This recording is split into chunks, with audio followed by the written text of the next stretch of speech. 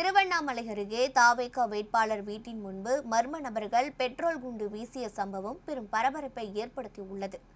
திருவண்ணாமலை மாவட்டம் செய்யாறு அடுத்த அணக்காவூர் பகுதியில் வசிக்கும் தமிழக வெற்றிக் கழக கிழக்கு மாவட்ட செயலாளரும் வந்தவாசி தனி தொகுதி வேட்பாளருமான உதயகுமார் வீட்டின் மீது நள்ளிரவில் மர்ம நபர்கள் பெட்ரோல் குண்டு வீசியுள்ளனர்.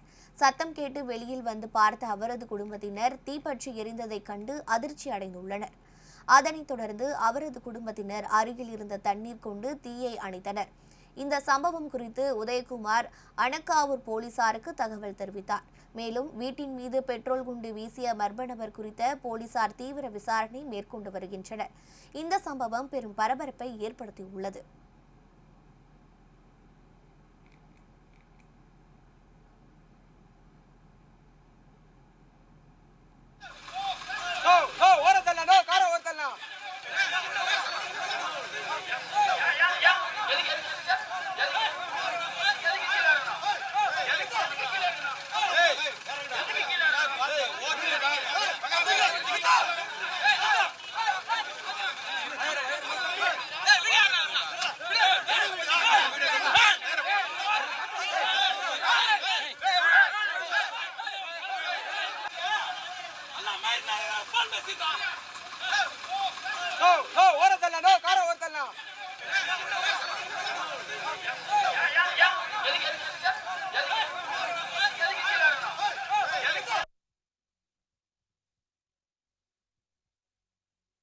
மணிக்கு பிரச்சாரம் முடிச்சுட்டு வீடு வந்து 12 மணி ஆயிடுச்சு.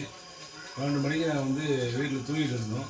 தூங்கிட்டு இருக்கும்போது 2 மணிக்கு ஒரு சத்தம் எங்கள் மச்சான் வந்து சத்தம் கேட்டு இருக்கும்போது 2 மணிக்கு மேலே யாரோ வந்து கண்ணாடி பாட்டில் அடிச்சிருக்காங்க. வீட் பாட்டில் எதுவும் தெரில, பாட்டில் உடஞ்சி போயிருக்கு.